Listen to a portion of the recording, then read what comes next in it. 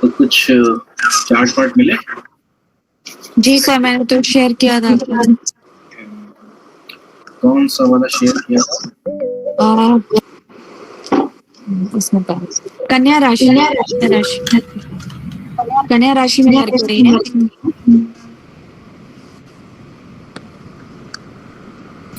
हरे कृष्णा, सीताराम। हरे सीताराम।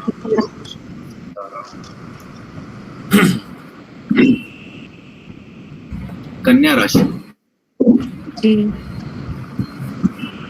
वापस से कर दूं क्या बस बता दूं? बैच उसमें बैच वाले पे पड़ा है ना? नहीं, मैंने शॉप दूसरे पे भेज दिया है।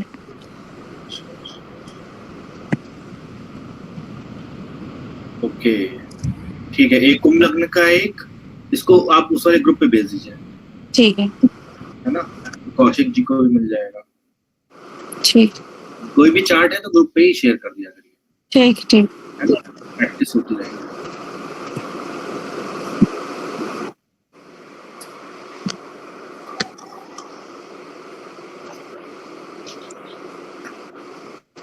चलिए,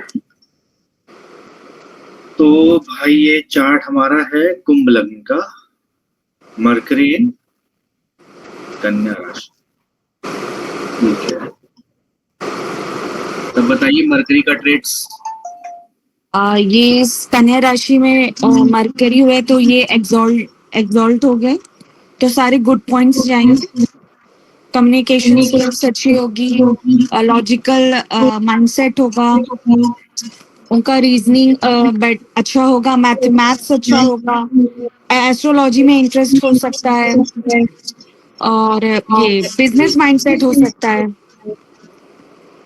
और ये मैनिपुलेटिव भी हो सकते हैं, और काफी इंटेलिजेंट हो सकते हैं। कौशिक जी आप बताइए। नंबर में अच्छे होंगे, ट्रेडिंग की तरफ भी ध्यान दे सकते हैं। फिर मामा मामी रिलेटेड भी देख सकते हैं इससे। मेमोरी, स्मरण शक्ति अच्छी होगी इनकी। Well built physical appearance, medium height. Person reasonable होंगे, साइंटिफिक एंड लॉजिकल बातें करने वाले होंगे, बहुत रखते हैं। तो राशि के अनुसार, क्योंकि कन्या राशि में बैठे हुए हैं, और जो कि बुध की अपनी ही राशि है और उच्च की भी राशि, यस, उनकी अपनी राशि भी है और उच्च की राशि। तो अपना पूरा प्रभाव अपनी राशि के अनुसार दिखाएंगे। जी, ठीक है। अच्छा, कुछ डिस्कशन 8th हाउस के अकॉर्डिंग भी हो चुका है। हम लोग बीच में डिस्कशन कर चुके हैं 8th हाउस में, जी, है ना? 8th हाउस हमने समझा था कि थोड़ा टिपिकल हाउस होता है। जी। और क्या क्या डिस्कशन हुआ था? सडन चेंजेस, ट्रांसफॉर्मेशन, और जैसे ऑकल्ट साइंस में इंटरेस्ट भी 8th हाउस से देखा जाता है, आयु को भी 8th हाउस से देखा जाता है। आई थिंक एक्सीडेंट्स वगैरह भी शायद यहीं से देखा जाता है। ठीक है, तो ये सारी चीजें भी हम लोग ने डिस्कस करी थी। यस। ठीक है, तो अब आप बताइए रचना जी, ये जो आपने मरकरी की बात बताई, जी, ये कितनी एप्लीकेबल है व्यक्ति के ऊपर? एप्लीकेबल सर, मेमोरी काफी अच्छी है, और कम्युनिकेशन स्किल बहुत माइंड ब्लोइंग है, बहुत अच्छा है। मैथ्स अच्छा नहीं, रीजनिंग भी इनकी अच्छी है। सबसे बड़ी मैथ्स में वो बहुत अच्छी है, इंटेलिजेंट है, और ये बिजनेस के प्रति इनका ज्यादा माइंडसेट रहता है। तो ये तो पहले डिस्कशन हो ही चुका था ना, कम्युनिकेशन और मैथ्स वाला, जी, कि जी हाँ, मैथ्स टीचर वाला एग्जांपल जो हमने आपको दिया था, जी, कि एक जगह से लेगा तो दूसरी जगह से कंपेंसेट कर लेगा, जी, वो हमको देखने को मिल गया, जी। इमली से भी देखने को मिल गया। और कुछ?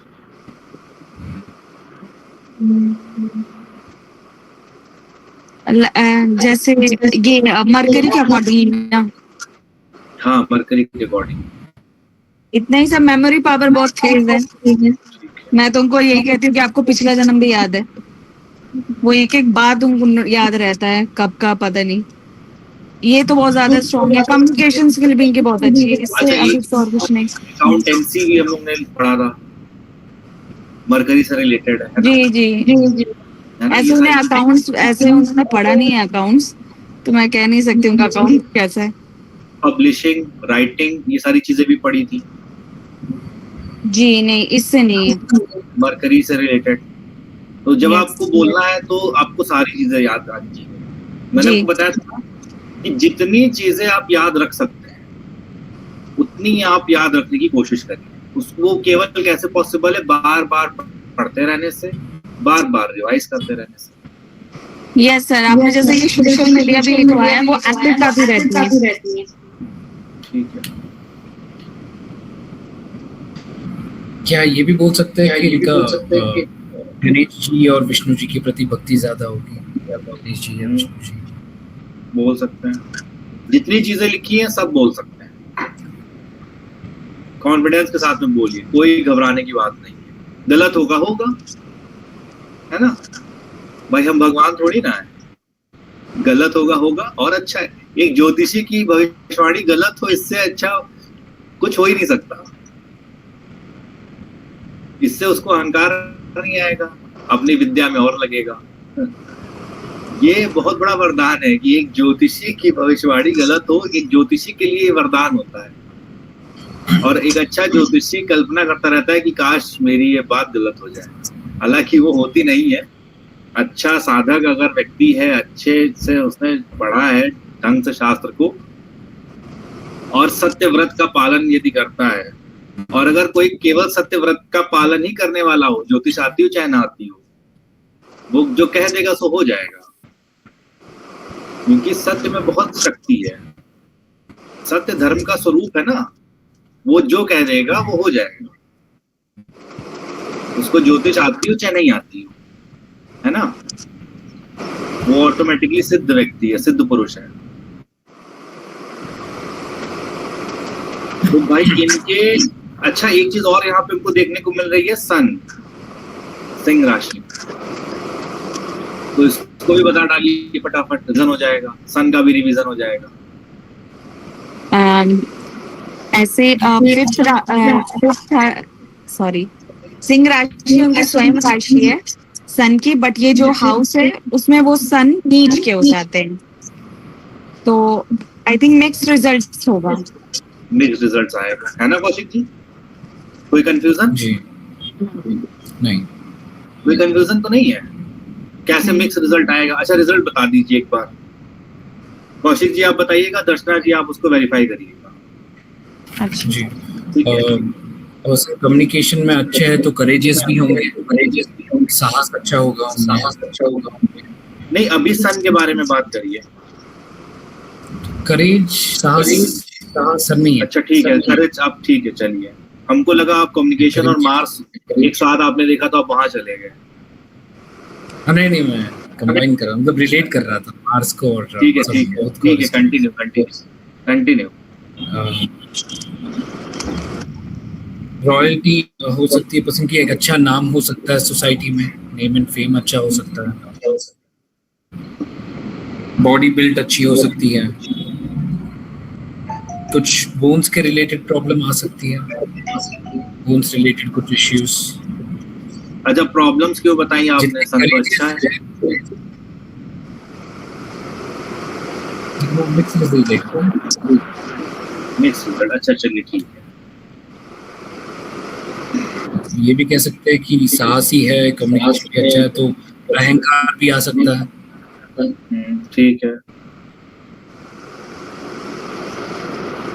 डायरेक्शन स्किल अच्छी होगी, पर्सन को कभी पता होगा कि आगे करना क्या है।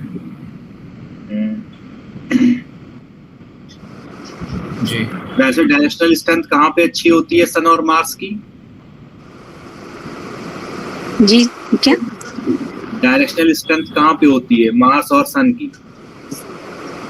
पूर्व दिशा, 10th हाउस, पूर्व दिशा ठीक है, 10th हाउस। मार्स की तो साउथ है जी, मार्स की पूर्व दिशा नहीं है, साउथ है ना। तो मतलब 10th हाउस में जो एट्रीब्यूट्स है उसके रिलेटेड डायरेक्शनल स्किल इनकी अच्छी होगी वैसे। 10th हाउस डायरेक्शनल स्ट्रेंथ का मतलब है बेसिकली 10th हाउस क्या है, आपका संघर्ष का हाउस है। 10th राशि जो है मकर राशि, वो पूरे ज़ोडिएक की सबसे टिपिकल राशि है मकर राशि।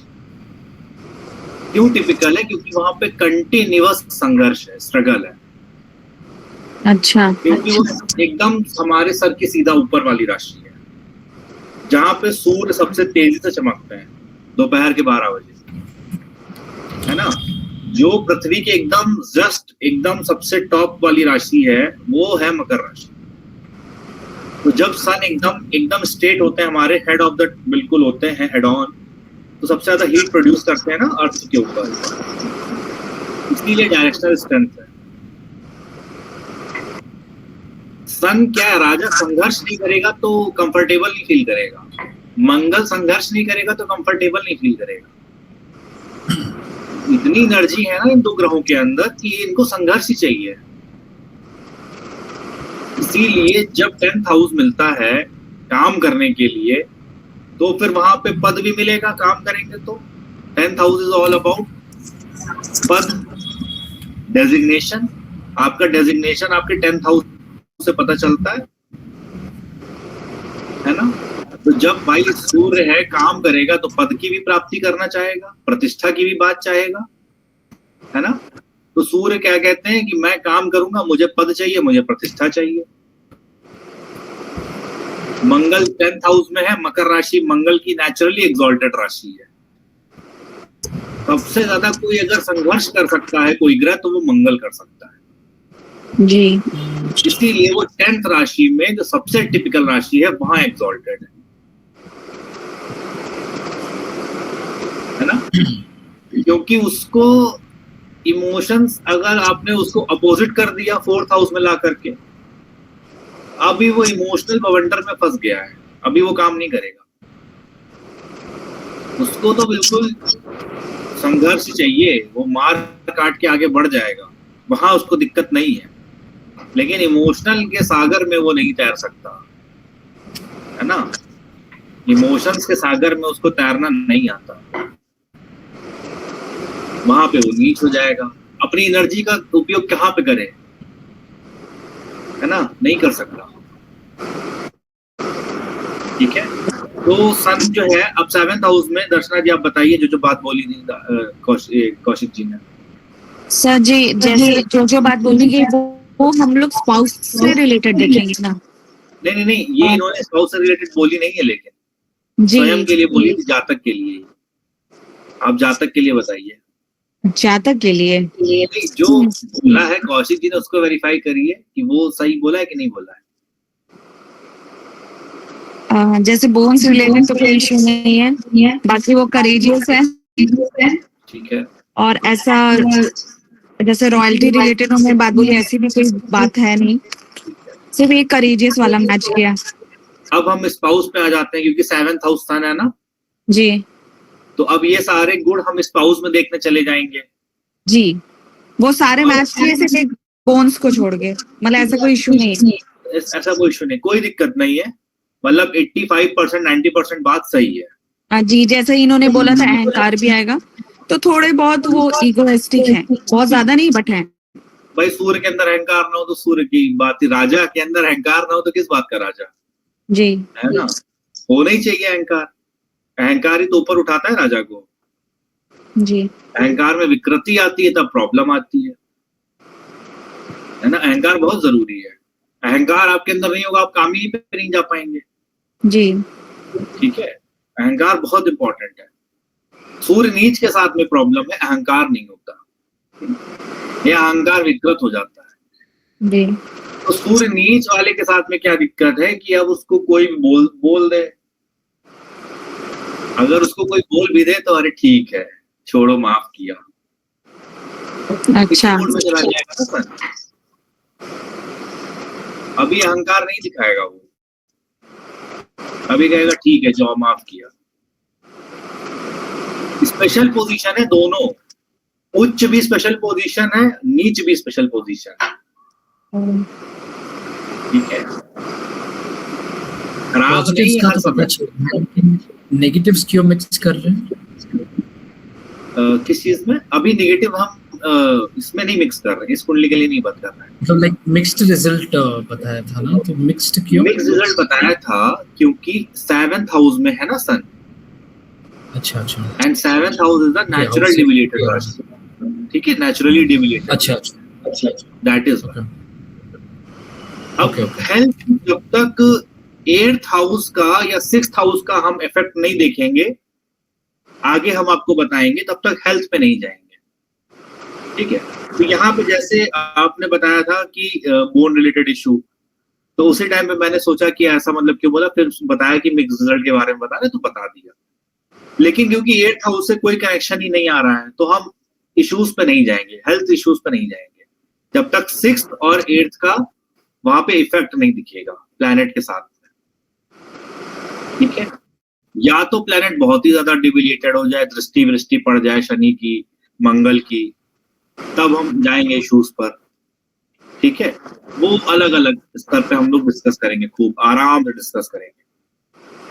तो सन को हमने समझ लिया, स्पाउस के बारे में बता दिया, स्पाउस के साथ में सारी चीजें हैं पॉजिटिव, सन के सारी चीजें पैरामीटर्स उनको प्राप्त हो रहे हैं जी, नेम एंड फेम है, अथॉरिटी है, अच्छी हेल्थ है, अच्छी एनर्जी है जी, है ना, जी, अहंकार भी है, इगोइस्टिक पर्सन भी होंगे थोड़े से, जितने भी मतलब ट्रेड्स हमने सन के पढ़े थे वो सारे आपको मिल जाएंगे, ठीक है जी।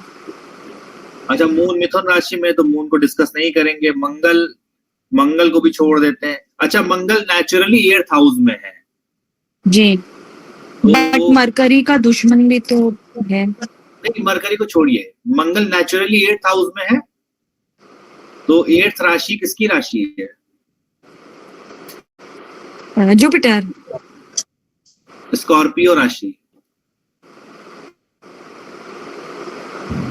मंगल किसकी है? मकर, सॉरी 8th स्कॉर्पियो तो मंगल की है, स्वराशि है, स्वराशि। दर्शना जी पेज पलटिए थोड़ा सा, मेष और वृश्चिक मंगल की राशियां है ना, 1 और 8। यस सर, मंगल अभी मंगल 8th हाउस में बैठे हैं, 9 धन, मंगल अभी 8th हाउस में बैठे हुए हैं, तो आपको वो पोजीशन कनेक्शन मिल रहा है ना। चलिए मंगल के बारे में भी बता डालिए, कौशिक जी बताइए मंगल के बारे में। मंगल 8th हाउस, राशि छोड़ दीजिए, कन्या राशि भूल जाइए, मंगल 8th हाउस, 8th राशि। 8th हाउस के एट्रीब्यूट मुझे पता नहीं क्या, 8th हाउस क्यों लिखे नहीं थे क्या? मतलब बात नहीं, मंगल के एट्रीब्यूट्स बताइए। हाँ मंगल के, हाँ मंगल के ठीक है, मंगल 8th हाउस राशि रिलेटेड मंगल नहीं की पता। राशि है ना, 8th house in the sense 8th राशि है ना, मंगल की है ना राशि जी, बस वही चीज पूछना है। ओके, मंगल की अपनी स्वयं की राशि,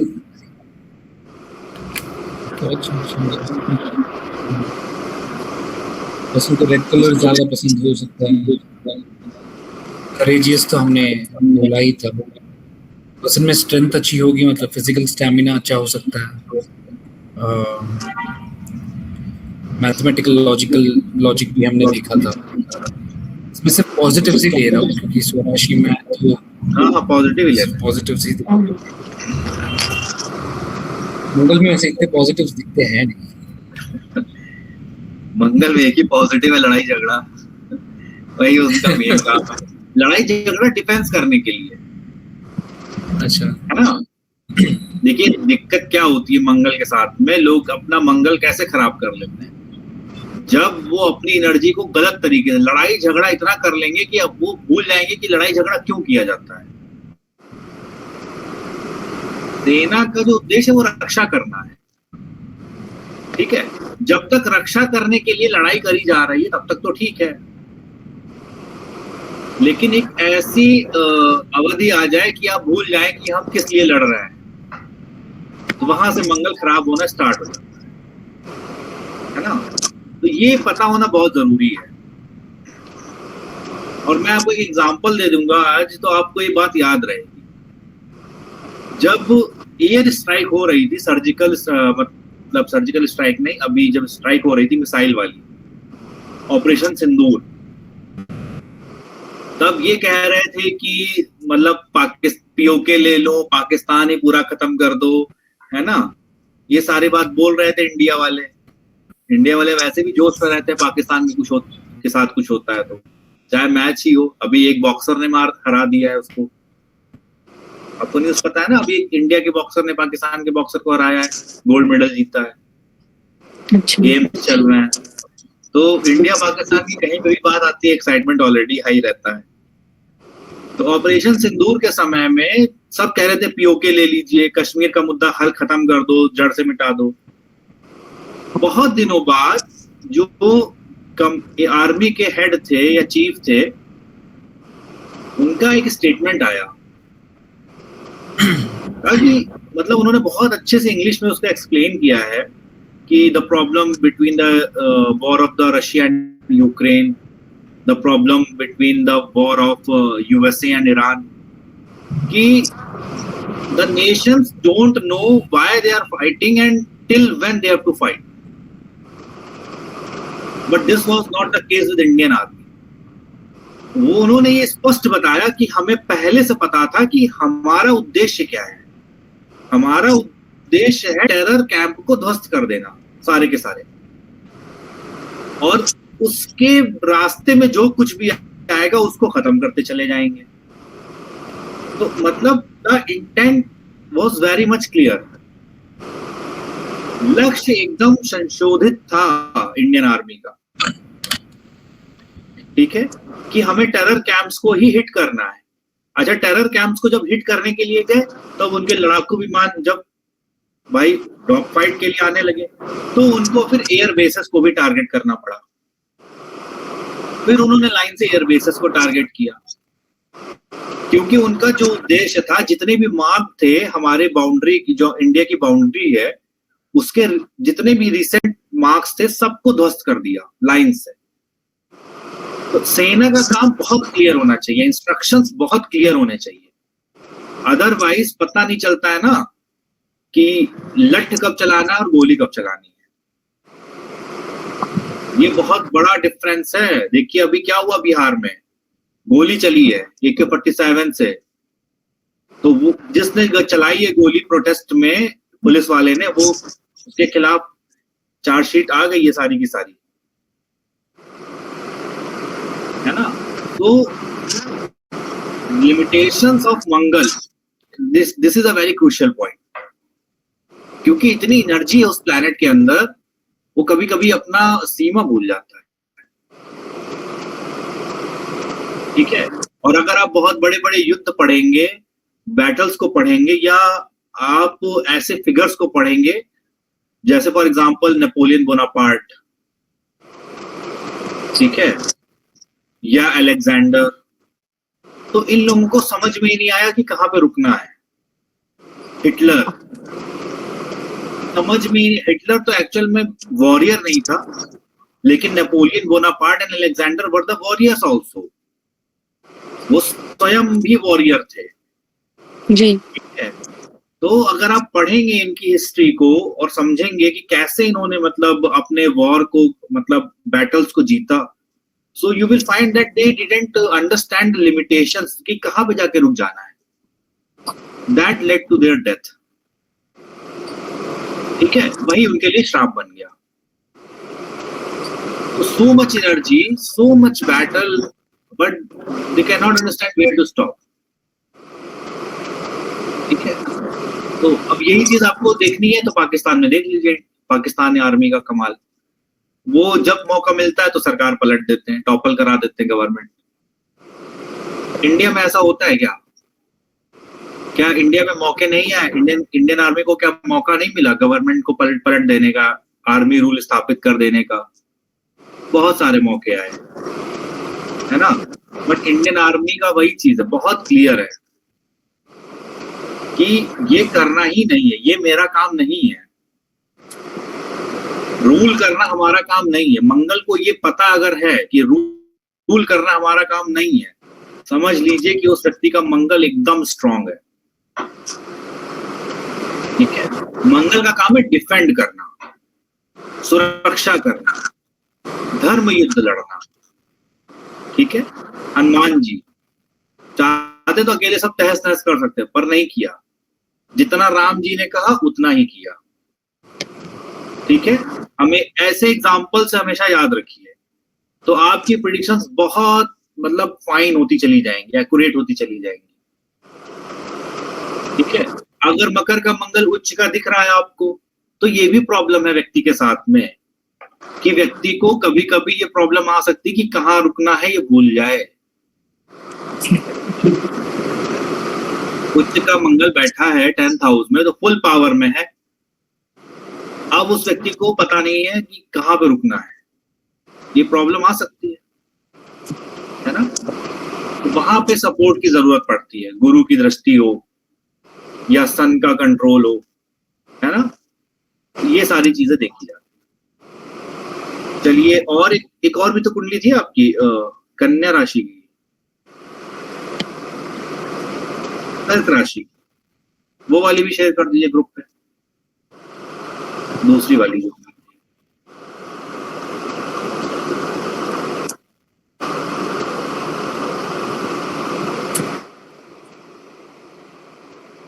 कर्क राशि। ठीक है,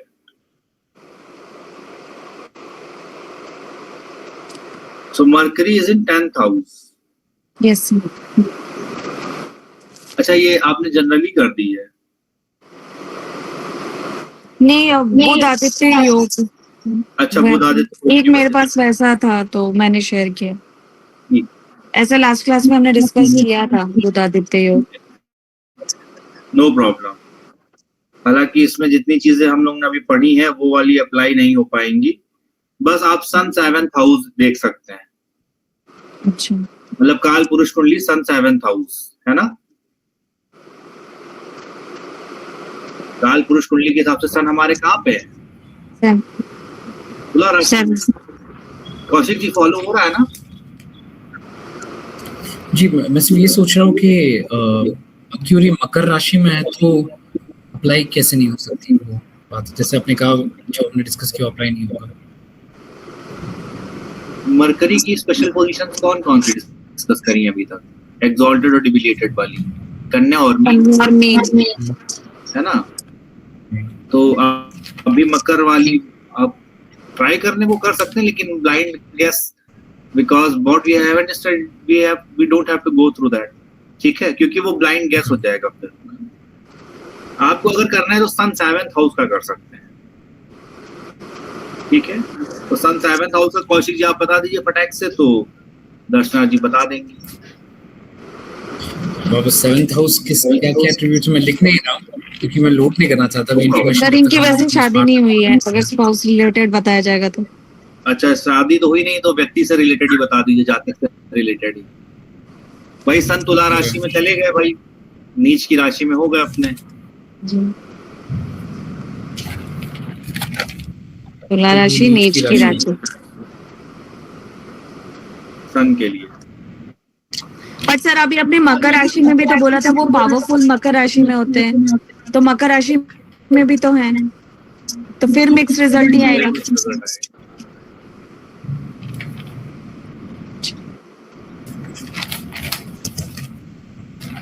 तो सारे नेगेटिव ही देख। आप नेगेटिव बता दीजिए सन के। अच्छा, उसमें बहुत अहंकार होगा, इगोइस्टिक होंगे। ठीक है, क्या मुझसे पितृदोष भी बता सकता है? बताने को बता सकते हैं, चलिए बता दीजिए। पितृदोष का निवारण सन से देखता है, ठीक है। हाँ, तो फिर वही चीज है ना, हाँ, बताएंगे तो निवारण ही बताना है, ये याद रखिएगा। हाँ, गुड। थोड़े एटीट्यूड वाले हो सकते हैं पर्सन, क्योंकि इगोइस्टिक भी है। तबीयत खराब होती होगी इनकी बार।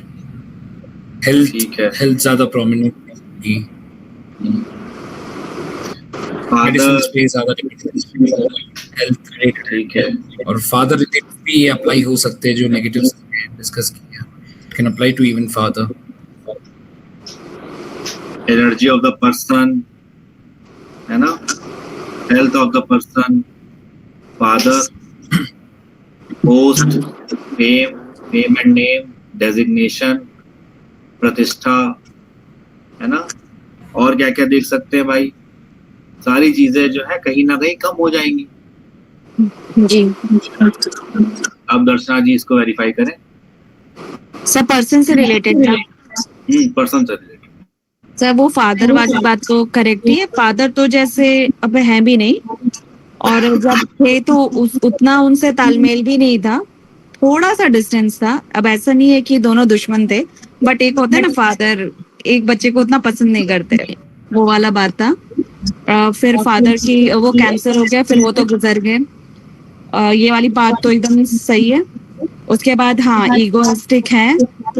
अगर जब कोई लड़ाई का बात हो तभी वो गुस्सा आता है, नहीं तो ऐसे वो नॉर्मल बहुत रहती हैं। ऐसे किसी से वो वैसे लड़ती नहीं है, लेकिन अगर लड़ाई बढ़ गया तो ईगो उसमें बहुत ज्यादा हो जाता है, और तबीयत उनकी खराब होते रहती है, और होगी तो लंबा चलती है। और वो एक्चुअली ये बात है कि डॉक्टर पकड़ नहीं पाते, वो खुद ही ठीक हो जाएंगे लेकिन डॉक्टर पकड़ नहीं पाते, तो डॉक्टर का आना जाना काफी लगा रहता है, ये भी बात है। उसका रीजन हमने आपको बताया था, बुध। जी सर। बुध के बारे में बताया था ना, बीमारी देखा पकड़ में नहीं आएगी। यस सर, यस सर, मैंने उससे रिलेट किया था ये वाला बात। यस, देखिए मेरे बुध दिमाग में यही पॉइंट ही आया था उस समय। यही करता है। यस। न्यूरोलॉजिकल दिक्कत है क्या? ऐसा नहीं, तो नहीं है। न्यूरोलॉजिकल दिक्कत नहीं है। अच्छा, इनका हेल्थ एक्चुअल में खराब रहता होगा, जुकाम बुखार रहता है क्या, या जनरली हो जाता है रिपीट मोड पे? बुखार तो कम ही, लेकिन कुछ कुछ होते रहता है। लाइक कभी कान में अगर दर्द स्टार्ट हुआ तो वो महीनों चलेगा। अगर टॉन्सिल रिलेटेड प्रॉब्लम हो गया तो महीनों चलेगा। मतलब डॉक्टर चेंज करते रहो, कोई दवा अंत में वो चलाना पड़ता है, स्टेरॉइड्स। विदाउट स्टेरॉइड्स इनका प्रॉब्लम हल ही नहीं होता है। तो क्योंकि ये टिपिकल कुंडली है। कैसे टिपिकल कुंडली है बताइए? सबसे पहले लग्नेश पे आइए। कर्क लग्न।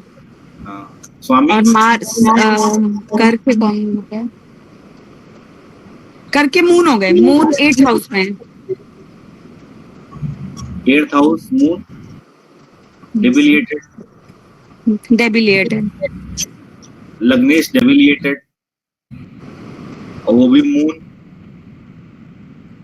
इनका जन्म देखिए, क्या चतुर्दशी के आसपास का, अमावस्या के आसपास? द्वितीय, शुक्ल पक्ष की द्वितीय, मतलब अमावस्या का दूसरा दिन। जी ठीक है, तो चंद्रमा के पास पावर नहीं है, लग्नेश चंद्रमा ही है जी। पूरे 7th हाउस में है, पहला सोर्स ऑफ एनर्जी। चंद्रमा डेबिलिएटेड है 8th हाउस में। 8th हाउस सबसे जटिल स्थान है जी। ठीक है। अगेन मतलब एक जो कोर एनर्जी हमारी है, 2 ही ल्यूमिनरीज है पूरे प्लैनेट्स के, एक सन और एक मून, राजा रानी। जो कोर एनर्जी हमारे शरीर की है, दोनों परेशान है ग्रह। तो बताइए जीवन इनका टिपिकल हो गया कि नहीं हो गया? जी। इनका जब जन्म हुआ होगा तो जन्म से लेकर के 12 साल तक ये बहुत जबरदस्त बीमार रहे होंगे। सर ऐसा तो कुछ नहीं है मुझे कि वो बीमार रहे कि नहीं, पता करिएगा। जी। बचपन ऐसा में लेकिन कभी बातों में कभी मालूम नहीं चला कि ऐसा बहुत लंबा बीमार है। ऐसे पढ़ते रहती है, हाँ, बट ऐसा मतलब बार बार बीमारी आई होगी जी। ठीक है बचपन में, है ना। So this is a typical kind of कुंडली। ओके, ठीक है। थोड़ा सा कहाँ से रिलीफ है? जुपिटर की दृष्टि से। मून को देखिए 7th हाउस से जुपिटर की दृष्टि मिल रही है, 2nd हाउस से। मुझे 7 सर इनकी 7th हाउस की 7th दृष्टि पड़ रही है। दृष्टि तो सब देखते हैं ना, सारे ग्रह। अच्छा, अपने से सामने वाले ग्रह को, भाव को सारे ग्रह देखते हैं ठीक है। तो जुपिटर से जस्ट सामने हमारे चंद्रमा विराजमान है।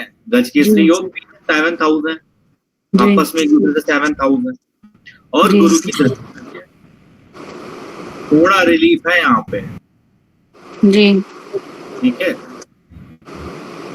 अगर ये दृष्टि नहीं होती तो ज्यादा दिक्कत जी।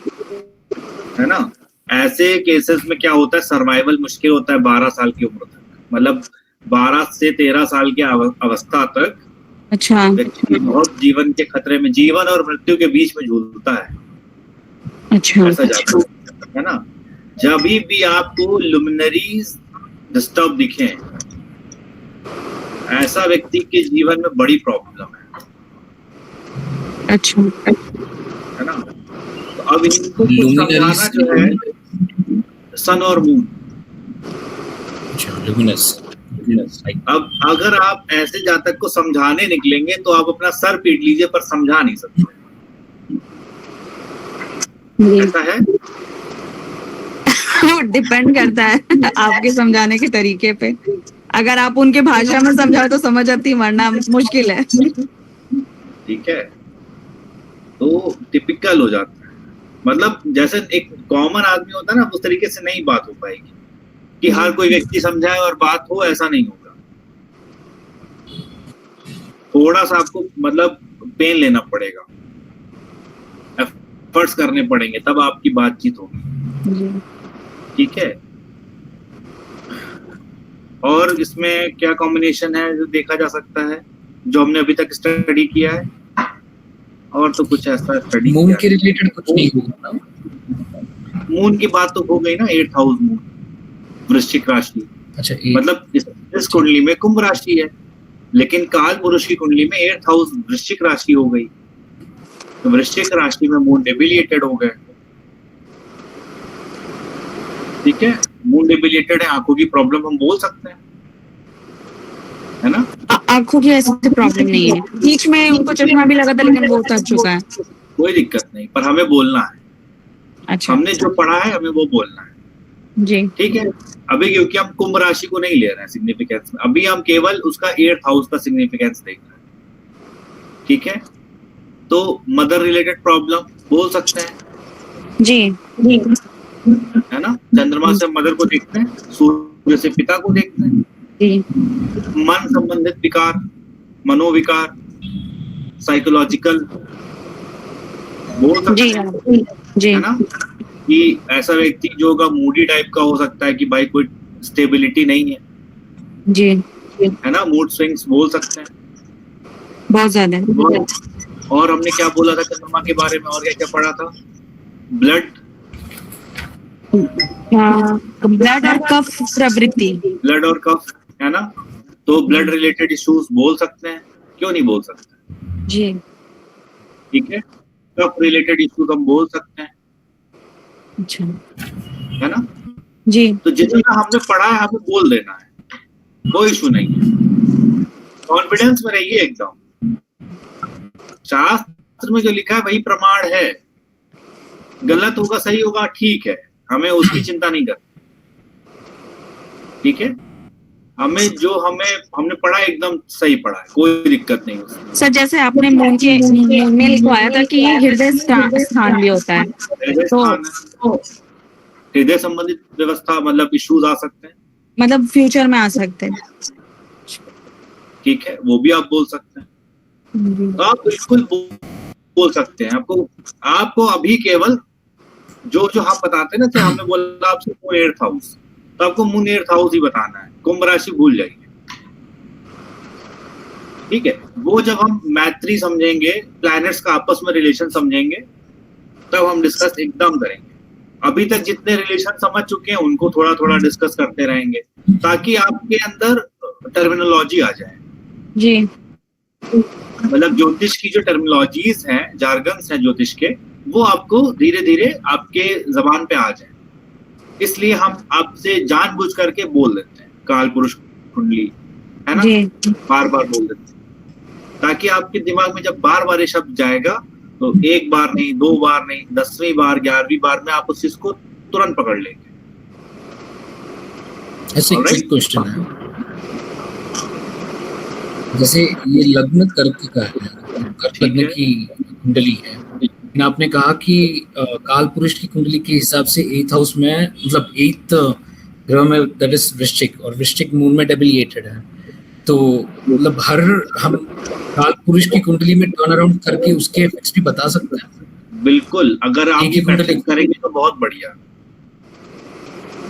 ओके। क्योंकि आपको ये प्रैक्टिस तो करनी ही करनी है, इसीलिए हम कराते हैं, ताकि आपको एक तो अपने दिमाग में रोटेट करना आ जाए, कुंडली को मेंटली रोटेट करना, ठीक है। आपके दिमाग में जितनी बार आप ये प्रैक्टिस करेंगे उतनी बार आप पूरी कुंडली को रोटेट करेंगे, ठीक है। ऐसे ही जब हम करेंगे तो सूर्य कुंडली बनाएंगे, चंद्र कुंडली बनाएंगे, वो भी हमने सीखा था ना। हम सूर्य को फर्स्ट में ले जाएंगे, लग्न में ले जाएंगे, रोटेट करके पूरी कुंडली को, फिर चंद्रमा को ले जाएंगे फर्स्ट हाउस में, सूर्य कुंडली बनाएंगे, चंद्र कुंडली बनाएंगे, और काल पुरुष कुंडली बनाएंगे। सारा एनालिसिस करेंगे जब फाइनल प्रेडिक्शन देंगे किसी व्यक्ति को। अच्छा, क्योंकि जब भी व्यक्ति आता है ना किसी आपके पास में, तो वो आपके लिए तो एक नेक्स्ट कुंडली है, लेकिन उस व्यक्ति के लिए वो उसकी कुंडली है, ठीक है। वो बहुत सारे स्टीरियोटाइप्स और बहुत सारी उम्मीदें, बहुत कुछ लेकर के आता है एक एस्ट्रोलॉजर के पास में, और हो सकता है आपके पास आने से पहले वो 5-6 एस्ट्रोलॉजर के पास जा चुका हो, है ना। तो अगर आप सारी चीजें नहीं प्रैक्टिस में रखेंगे तो अच्छा प्रेडिक्शन होने की संभावना कम होती चली जाएगी, है ना। उसके बाद में जब धीरे धीरे हम आगे टाइमिंग्स करने पर आएंगे, इवेंट की टाइमिंग्स, कोई घटना घटेगी तो कब घटेगी, ठीक है। जैसे बता दिया थर्ड प्रॉब्लम, अब जब दशाओं पे चलेंगे तब हमें समझ में आएगा कि इस दशा में ये घटना घट सकती है ना। तो तब हम दशा से समझेंगे कि टाइमिंग कब कैसे होगी, ठीक है। सही क्लास क्वेश्चन था। हाँ बताओ। सर जैसे मैंने जब ये देखा था तो सन तो मेरे को समझ में आ गया था कि नीच का है तो बहुत अच्छा रिजल्ट नहीं मिलेगा। फिर लेकिन आपने बताया था बुध आदित्य योग होता है तो वो अच्छा रिजल्ट देते हैं, तो मुझे लगा था कि ये सन और मरकरी का वो बुध आदित्य योग के कारण यहाँ पर कुछ अच्छे रिजल्ट्स मिलेंगे, तो वो वाला सीन ही है यहाँ पर। बुध आदित्य योग देखेंगे तो बुध आदित्य योग का फल मिलेगा, सन का फल अलग है, बुध आदित्य का जो फल है वो अलग है। वो क्या है फिर? वही चीज है। तो वो योग एक्चुअल में जब हम पढ़ेंगे योग में तब हम आपको बताएंगे सारे योग। अच्छा, वो आगे आएगा। आपको गज केसरी योग के बारे में बताया जी, वो मैंने केवल आपको एक पॉइंट बता दिया कि जनरली सन और मरकरी एक पास रहते हैं, बुध आदित्य योग बना करके रहते हैं जी। वो केवल वो वाला पॉइंट डिस्कशन था वहां पे। गज केसरी के योग में हमने आपको केवल इतना बताया कि थोड़ा सा स्मूथ रहती है लाइफ व्यक्ति की, एक हमने आपको पॉइंट बताया, लेकिन उसके बहुत सारे सिग्निफिकेशंस हैं। ऐसे बुध आदित्य योग के अलग अलग सिग्निफिकेशंस हैं। अभी योग वाले पे जाना ही नहीं है, योग अच्छा, जब हम राशि भाव पार कर लेंगे तब हम योग पे चलेंगे जी। बुध आदित्य योग में फिलहाल ये समझने के लिए है कि सन और मरकरी आपस में पास पास रहते हैं, ठीक है। और डिग्री का ध्यान रखेंगे जब भी ध्यान करेंगे बुध आदित्य योग का जी। ये मेरा भी एक फॉलोअप क्वेश्चन था। जैसे जब हम सूर्य कुंडली बनाते हैं, चंद्र कुंडली बनाते हैं, आपने बताया था कि ऐसे ही रोटेट करके सन को फर्स्ट हाउस में लेके आ जाना है और सारे ग्रह और राशि उसके हिसाब से ही सेम पैटर्न में मूव होंगे। लेकिन जब हम काल पुरुष की कुंडली बना रहे हैं तो ग्रह तो उसी जगह पे है, लेकिन सिर्फ राशियां बदल रही है उन ग्रहों में, तो वो फोर्सफुली हम उसे लाइक मून डेबिलिएटेड है, लेकिन क्या हम काल पुरुष की कुंडली बना के उसको डेबिलिएटेड कर नहीं रहे? काल पुरुष की कुंडली बनाएंगे मतलब आप नंबर्स को इरेज कर दीजिए, ग्रहों को मत छेड़िए जी। जो राशियों के नंबर्स लिखे हुए हैं ना वो आप फर्स्ट से ही स्टार्ट करिए बस जी। फिर हमें वहां पे ग्रहों को छेड़ना नहीं है। लेकिन सूर्य और कुंडली और चंद्र कुंडली जब बनाएंगे तो ग्रह और राशि दोनों को फर्स्ट हाउस में ले जाएंगे। जैसे अगर इस कुंडली में हमें सूर्य कुंडली बनानी हो, ठीक है, तो हम सूर्य को भी पहले हाउस में ले जाएंगे और मकर राशि को भी फर्स्ट हाउस में ले जाएंगे। जी ठीक है। चंद्र कुंडली बनानी होगी तो मून को भी फर्स्ट में ले जाएंगे और कुंभ राशि को भी फर्स्ट में ले जाएंगे, पूरी कुंडली घुमा देंगे। और काल पुरुष कुंडली में हम हर कुंडली को फर्स्ट से ही स्टार्ट करेंगे, मेष राशि से। जी हर एक का अलग अलग रिजल्ट आएगा। चंद्र कुंडली में अलग दिखेगा, सूर्य चंद्र अलग आएगा, सूर्य कुंडली का अलग आएगा, काल पुरुष कुंडली का अलग कंक्लूजन आएगा, कैसे चंद्र निकालेंगे? कुंडली का किसी में अलग आएगा, उच्च होगा तो किसी में नीच भी होगा, किसी में नीच भी होगा। ठीक है, ऐसे ही तो सारा मतलब ओवरऑल फल मिलता है ना। नहीं तो किसी की कुंडली में लग्न में उच्च में बैठा है सूर्य, तो उसको तो राजा हो जाना चाहिए, राजा तो नहीं हो जाएगा। बहुतों की कुंडली में उच्च, जितने लोग पैदा होंगे अप्रैल में, बहुतों की कुंडली में उच्च के बैठेंगे सूर्य, सबकी की कुंडली में उच्च के बैठेंगे, तो सब राजा तो नहीं बनने जा रहे, है ना। अच्छा तो ये बता रहे कि ये इतना लेयर्ड है, इतना लेयर्स है इसके अंदर। जैसे प्याज के अंदर लेयर होती है ना, layer by layer by layer by layer, ऐसे ही ये एस्ट्रोलॉजी है।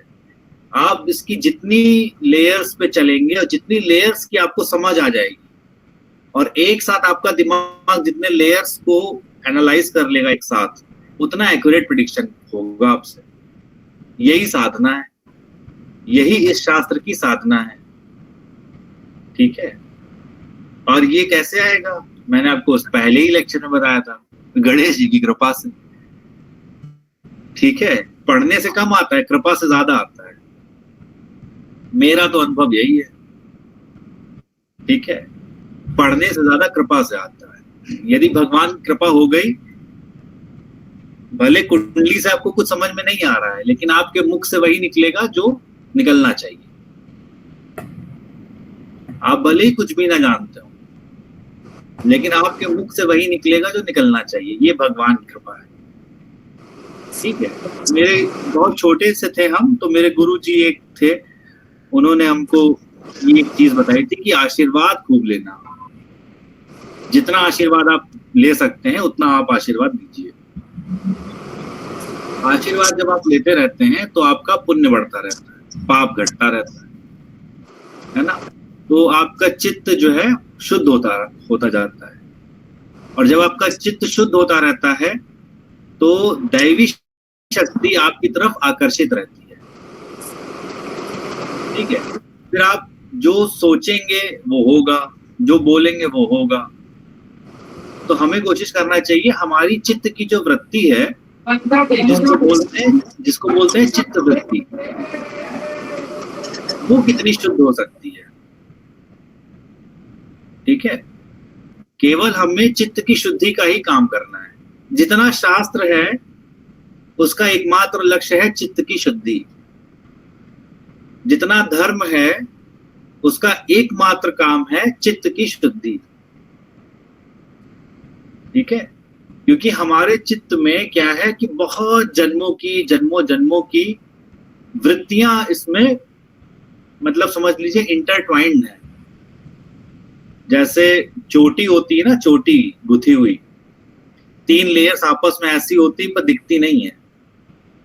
ऐसे ही अनेकों जन्मों का हमारे जो कर्म है वो हमारे चित्त के साथ में गुथे हुए हैं। जितना हम तीर्थ जाते हैं, जितना हम धर्म करते हैं, वो धीरे धीरे हमारी चित्त की वृत्ति शुद्ध होती रहती है। जितना आपका चित्त शुद्ध होता चला जाएगा उतना दैवीय संपदा आपकी बढ़ेगी। जितना आपकी दैवी संपदा बढ़ेगी उतना प्रकृति का आपके साथ में तालमेल बढ़ जाएगा। आप जो कहेंगे सो होने लगेगा, जो सोचेंगे सो होने लगेगा, है ना। यही एक्चुअल में सिद्धि है। भूत सिद्ध कर लेना, प्रेत बुला लेना, ये सब कोई सिद्धि नहीं है। ठीक है। लोग इसी को सिद्धि समझते हैं, या जादू मंत्र से मतलब कुछ कर लेना, वो तो जादूगर भी कर लेते हैं, है ना। जादूगर मंच पे खूब जादू दिखाते हैं, पर उसका क्या प्रयोग है, उसका कोई प्रयोजन नहीं है। एक्चुअल में सिद्धि यही है कि हम अपने जीवन को कितना शुद्ध कर सकते हैं। और ऐसा नहीं है कि आप आज चाहेंगे आप होने लगेगा ऐसा भी नहीं है, ठीक है। आप आज चाहेंगे, कल फिर नहीं होगा, परसों फिर चाहेंगे, नरसों फिर नहीं होगा। लगातार तपस्या करनी है, यही तप है, और कोई तपस्या नहीं है। एक पैर पे खड़े होके आपको नमः शिवाय नहीं करना है, ठीक है। भगवान शिव क्या है, जो विष को साध सकते हैं, नीलकंठ, है ना। आप अमृत, भगवान शिव अमृत दूसरों में बांटते हैं, विष स्वयं में साध लेते हैं। तो विष पीना है और अमृत बांटना है। तो अमृत अमृत को अपने अंदर, मतलब विष को अपने अंदर धारण करना है, उससे लड़ाई करते रहना है, संघर्ष करते रहना है ना। बस यही तपस्या है। आप शिवमय हो जाएंगे, बस बात खत्म हो जाएगी। और ज्योतिष ऐसे ही आएगी। पढ़ने वाले पढ़ने से अगर ज्योतिष आ रही होती है तो बहुत लोग पढ़ रहे हैं भाई, मैं तो दंग रह जाता हूँ। हम यूट्यूब खोलते हैं तो मेरे में एक्चुअल में वो ज्योतिष इतना ज्यादा स्क्रॉल्ड है, बहुत सारा आता है ज्योतिष। मैं तो एकदम हैरान रह जाता हूँ कि इतना आदमी ज्योतिष पढ़ रहा है क्या। ठीक है, देखिए आप दो लोग हैं, मुझे पूर्ण संतुष्टि है कि नहीं। ज्यादा लोग, यहाँ पे 100 लोग होते हैं, मैं पढ़ा ही नहीं सकता। आप कल्पना करिए कि 100 लोग होंगे तो क्या क्वेश्चन, जैसे आप क्वेश्चन कर रहे हैं, क्वेश्चन कर पाएगा। अब वो राम जाने कैसे 100 लोग पढ़ लेते हैं, मेरे बस का तो नहीं है। ठीक है, आगे मेरे अंदर कोई लालच वालच आ जाए भगवान की कृपा से, या माया के वशीभूत होकर, तो हम भी पढ़ाएंगे भाई 100 लोगों को। ठीक है, माया कुछ भी कर सकती है, योग माया है। भगवान विष्णु को सुला सकती हैं, हम कौन सी चीज है भाई। भगवान विष्णु जी को सुला दिया कि नहीं सुला दिया 4 महीने के लिए, वो तो परम पुरुष है, भगवान है, नारायण है। तो माया कुछ भी कर सकती है, ठीक है। उसके लिए हमेशा रेडी रहा करिए कि मैं कभी भी गिर सकता हूं, मैं कभी भी पतित हो सकता हूं, मेरा कभी भी पतन हो सकता है। इसके लिए हमेशा रेडी रहिए, क्योंकि जिस क्षण आपको अहंकार आएगा, उसी समय माया अपना काम स्टार्ट कर देगी। ठीक है, तो यहाँ पे सूर्य नीच वालों के लिए बड़ा फायदेमंद है। ठीक है, उनको जल्दी से अहंकार नहीं आता। सूर्य उच्च वालों के लिए दिक्कत है।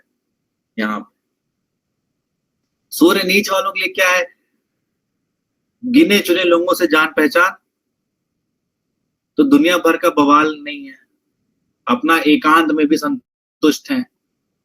ठीक है, अब उच्च का सूर्य होगा,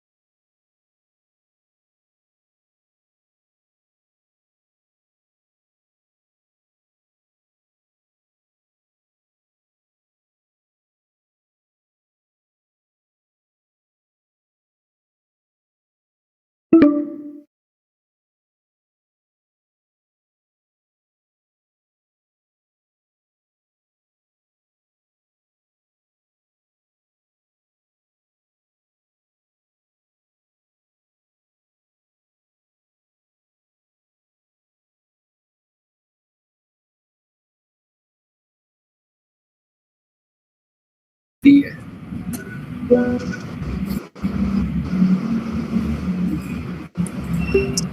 कहानियां तो बहुत सारी थी सर, की कृपा गणेश की कृपा के लिए हाथ करना है, मंदिर जाना है, नाम लेना है, बस। भगवान गणेश जी बहुत अनुग्रह करते हैं, अनुग्रह के देवी भगवान गणेश है। अनुग्रह करने का कार्य जो है भगवान गणेश जी के ही पास है।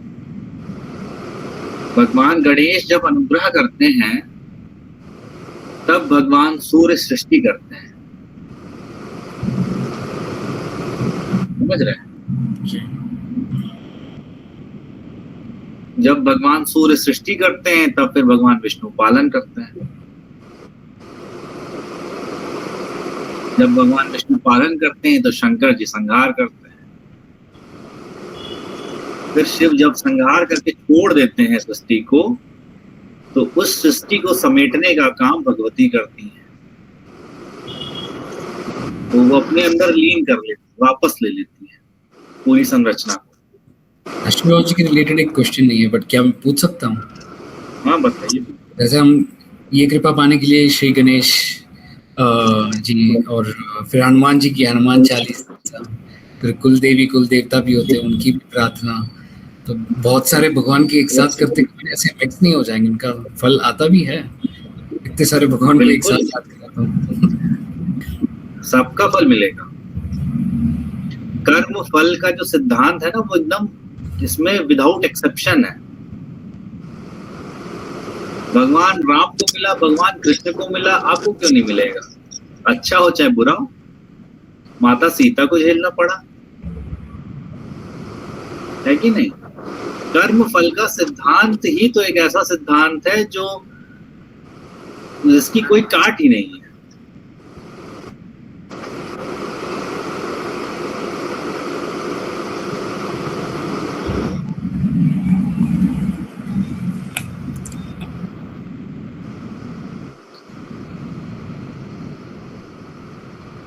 समझ रहे हैं? जी कर्म फल के सिद्धांत का कोई एक्सेप्शन ही नहीं है। सोचिए कि एक बहेलिया कृष्ण के मतलब भगवान कृष्ण के मृत्यु का कारण बना। एक साधारण सा बहेलिया, बड़े बड़े राज, मतलब उन्होंने कितने कितने साम्राज्य खत्म करवा दिए भगवान कृष्ण ने, है ना? सीता जी के लिए देखिए क्या कहा जाता है कि बताइए, जनक की पुत्री, दशरथ जी की बहू, राजा रामचंद्र की पत्नी, है ना, लक्ष्मण जी की मतलब भाभी जी, उनको भी कष्ट सहना पड़ा। क्यों? आप वापस कहानी पे जाइए, है ना, जब एक तोता और तोती वाली जो कहानी है, तो कर्म का फल इतना अचूक है, अगर एक बार भी आपने राम बोला है तो उसका राम का फल मिलेगा, 100% मिलेगा, इसमें संशय ही नहीं है। सर तोता वाला क्या है? अरे गर्भवती थी ना, मार दिया था, बोला था मुझको चाहिए लेकर के आओ, तो मार दिया था, तो श्राप दे दिया था। कबूतरनी थी कि तोती थी पता नहीं, मुझे एग्जैक्ट नहीं ध्यान है, कबूतरी थी शायद। कहा था जैसे मैं बिना पति के हूं इस अवस्था में, तुमको भी ऐसे ही रहना पड़ेगा। जब आप गर्भवती होंगी तो आपको अपने पति के बिना रहना पड़ेगा। अच्छा। तो सोचिए कि आप तो मनुष्य हैं, वो तो एक पक्षी का श्राप था। पक्षी तो मतलब बहुत, मतलब मनुष्य से तो बहुत हीन योनि में है ना, पशु पक्षी। एक पक्षी की बात है, उसकी हृदय की वेदना है, उसको भगवान नहीं टालेंगे। भगवान नहीं तो कृपा करते हैं ना कि पक्षी की बात नहीं टल रही है जी। ये मेक श्योर कौन कर रहा है कि एक पक्षी की बात ना टले? ये सीता जी मेक श्योर कर रही है जी। आपको लग रहा है कि सीता जी को कष्ट हो रहा है, वो तो हमारी आपकी दृष्टि से उनको कष्ट हो रहा है, लेकिन वो मेक श्योर कर रही हैं कि एक पक्षी के मुख से उसकी हृदय की वेदना जो है वो भी पूरी हो जी, का संकल्प की रक्षा हो। सीता जी तो क्या नहीं कर सकती थी, लेकिन वो एक छोटे से पक्षी की संकल्प की रक्षा कर रही हैं। आपके संकल्प की नहीं करेंगी क्या? बिल्कुल करेंगी, 100% करेंगी, है ना? तो बिल्कुल विश्वास रखिए, बिल्कुल इस पे 100% विश्वास रखिए, अंधा विश्वास रखिए। जैसे धृतराष्ट्र को अपने दुर्योधन पे विश्वास था। अरे समझिए कि धृतराष्ट्र दुर्योधन पे विश्वास कर सकते हैं, तो आप भगवान पे विश्वास क्यों नहीं कर सकते? क्या दिक्कत है? क्या दिक्कत आ रही है भाई भगवान पे विश्वास करने में? यही है इग्नोरेंस, यही माया है, और कुछ माया थोड़ी ना है। सोना चांदी माया थोड़ी ना है। जो भी चीज हमको भगवान के विश्वास से दूर करे वही माया।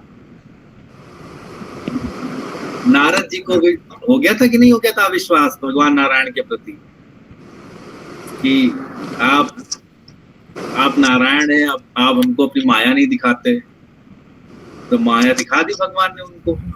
पानी लेने गए थे, वापस ही नहीं आ पाए। ठीक है, तो माया कभी भी हो सकती है। सती जी को नहीं हो गया था, भगवान राम की परीक्षा लेने के लिए आ गई देवी सती, कि भगवान राम इतना रो रहे थे, इतना बिलख रहे थे सीता जी के लिए, तो सती जी को संशय हो गया कि ये तो भगवान है, इतना कैसे परेशान हो सकते हैं? इनको तो पता ही है कि कहाँ है सीता जी। तो भगवान की माया है कि नहीं, संशय आ गया सती जी के मन में। तो ये संशय तो कभी भी आ सकता है। ठीक है, संशय जो है सर्प के समान है। ठीक है, तो भगवान गरुड़ जी का ध्यान करा करिए। जब भी संशय आए तो भगवान गरुड़ का ध्यान करिए, जीवन में कभी भी संशय आए। ठीक है, तो गरुड़ जो है वो सर्पों को डस खा लेते हैं। संशय रूपी जो सर्प है उसको भगवान गरुड़ निगल जाते हैं, खा लेते हैं। इसीलिए भगवान नारायण का वो वाहन है। जब भी संशय में आप जाएं, आपकी बुद्धि को संशय हो, तुरंत भगवान गरुड़ का ध्यान करिए। पक्षीराज भगवान गरुड़, आपको बहुत तुरंत रिलीफ मिल जाएगी। ठीक है, और जिसकी आप पूजा कर रहे हैं, जिस देव की आप कर रहे हैं, वो देव अपना अपना फल देंगे। जिस उद्देश्य के लिए आप जिसकी पूजा कर रहे हैं, आपको वो देव आपका मन वांछित फल आपको देंगे। इसमें कोई संशय नहीं है ही नहीं। ठीक है, और सबकी करिए, हनुमान जी की भी करिए, गणेश जी की भी करिए, विष्णु जी की भी करिए, शिव जी की भी करिए, देवी जी की भी करिए। लोग कहते हैं कि उन भगवान पे भरोसा नहीं है जो दूसरे भगवान से भी मांग रहे हैं। ऐसा कुछ नहीं है। तो भगवान ने हमको एक ही उंगली दे दी होती, 5 उंगली क्यों दी है ना? हमारे हाथ में 5 उंगलियों का क्या काम है? सब बड़ी छोटी भी है ना? ये व्यवहारिकता है। अगर 5 उंगली नहीं होंगी तो हाथ हमारे काम का नहीं रहेगा। हथेली एक है, आप जो हथेली देख रहे हैं वो एक ही है, लेकिन उंगलियां 5 हैं। एक ही हथेली से तो निकली है ना 5 उंगलियां जी। वही एक ईश्वर, वही एक ब्रह्म भगवान है। वेदांत में जब आप चले जाएंगे तो 5 एक हो जाएंगे आकर के अद्वैत में जी। लेकिन ये 5 एक ही हैं, लेकिन आप 5 की करिए, अलग अलग स्वरूप से करिए, क्योंकि अलग अलग स्वरूप से पूजन करने से अलग अलग फल की प्राप्ति होती है ना? भगवान शिव का पूजन करेंगे, आपको अलग प्राप्ति होगी, अलग तरीके का फल मिलेगा। भगवान विष्णु की आराधना करेंगे, आपको अलग तरीके का फल मिलेगा। भगवती की उपासना करेंगे, आपको अलग तरीके का फल मिलेगा। भगवान गणेश की करेंगे, अलग तरीके से मिलेगा। भगवान बजरंगबली की करेंगे, अलग तरीके से मिलेगा। जी। सबका अपना अपना फल है, तरीका देने का। ठीक है, वो एनर्जी अलग है, सबकी एनर्जी अलग है। वो एनर्जी को पाने के लिए अलग अलग भगवान डिनोट किए गए। अभी तो आप इसी में ही हैं। अभी तो आपने गणेश जी के जब अंदर प्रवेश करेंगे और गणेश जी जब कृपा करेंगे तो आपको समझ में आएगा कि गणेश जी कितने प्रकार के हैं। अच्छा। है ना। तो साधक जब जाता है ना अध्यात्म में, जी। तो उसको साधना के लिए चाहिए। इतने सारे स्वरूप भगवान नहीं लेंगे तो साधक के लिए कम पड़ जाएंगे भगवान। जी। इतनी इच्छा होती है साधना करने की अंदर से कि भगवान कम पड़ जाते हैं। अब मन करता है कि और क्या करें, और किस स्वरूप की साधना करें, जी। है ना। तो भगवान अलग अलग स्वरूप लेते हैं। बड़ी सब, ये तो भगवान की अनंत, इसीलिए लीला अनंत है ना। इस लीला का कोई ना और है ना कोई छोर है। लीला का केवल आनंद लेना है ना। और धर्म में जो लिखा है, शास्त्र में जो लिखा है, प्रमाण मान करके उसको मानते रहना है। बस संशय को आने ही नहीं देना है अपने अंदर, है ना। संशय जैसे ही आएगा, विनाश विनाश लेकर के आएगा। आज देखिए सोच के क्या आए थे कि आज बृहस्पति के बारे में स्टार्ट हो जाएगा, लेकिन हमारे सोचने से थोड़ी ना होता है ना।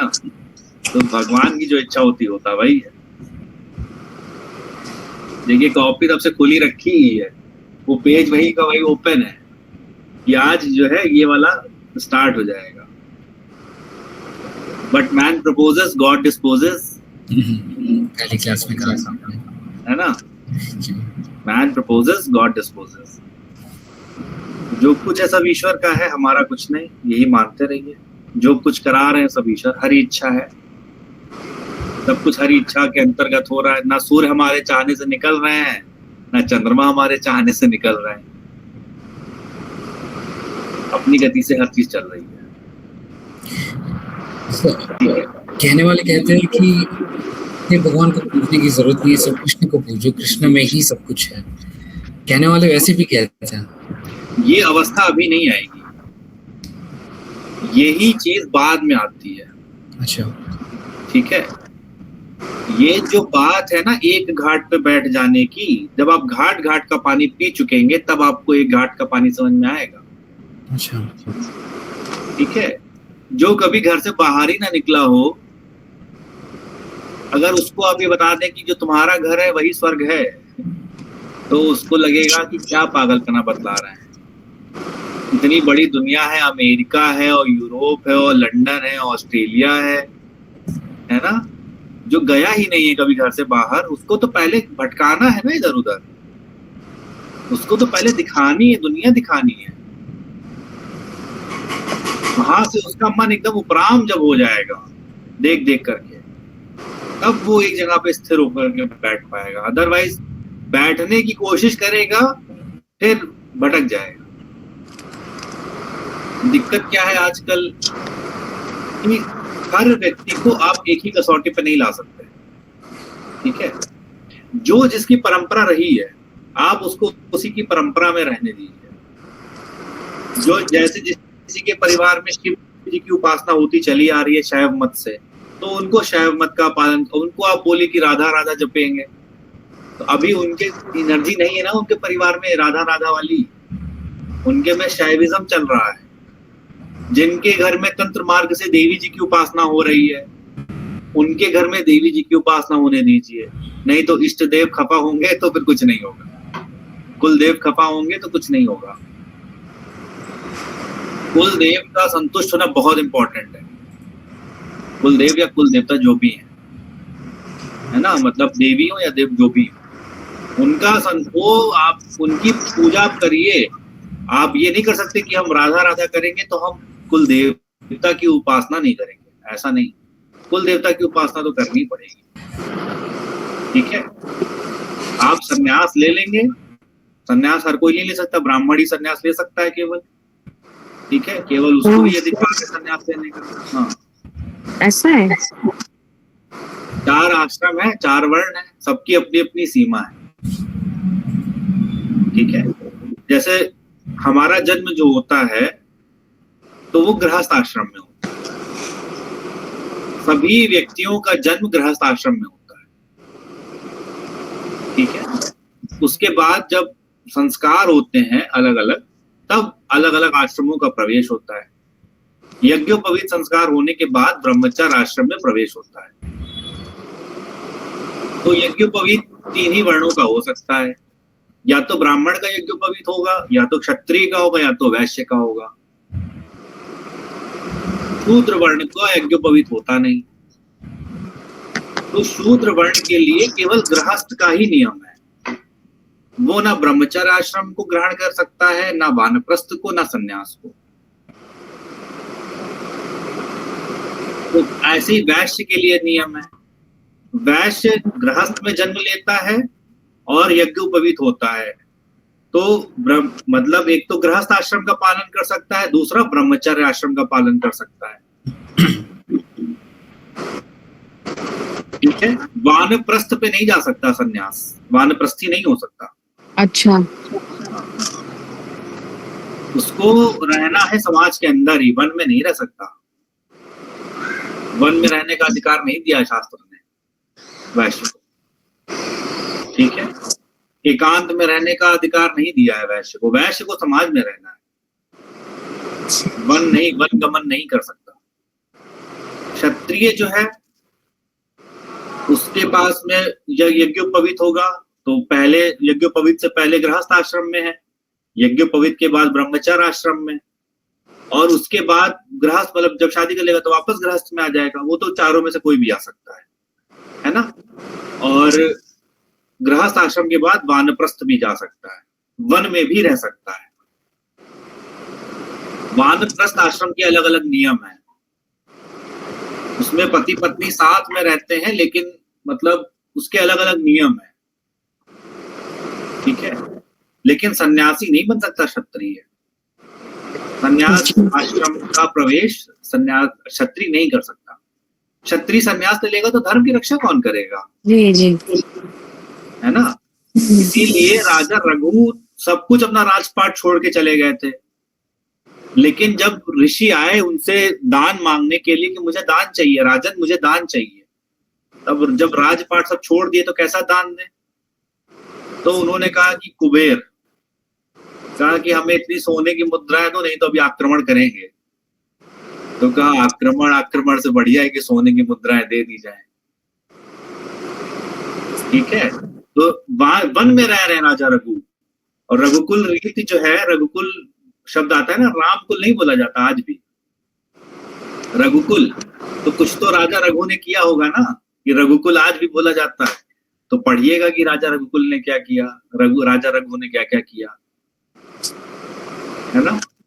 बहुत प्रतापी राजा हुए हैं अयोध्या के, है ना।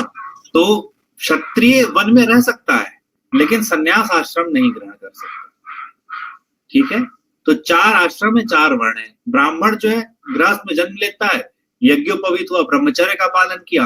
अब ब्रह्मचर्य के पालन के बाद गुरु ने आदेश किया तो गृहस्थ आश्रम भी जा सकता है, नहीं तो संन्यास भी ले सकता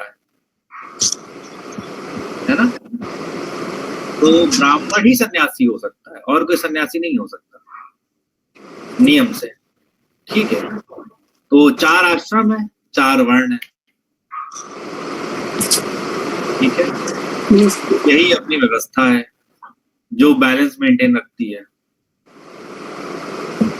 चलिए अब कंटिन्यू करते हैं, कल फिर स्टार्ट करते हैं।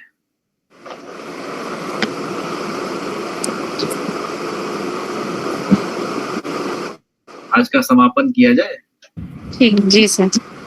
चलिए, सीताराम, सभी को राधे राधे, जय राधे राधे। राधे राधे, जय श्री कृष्ण।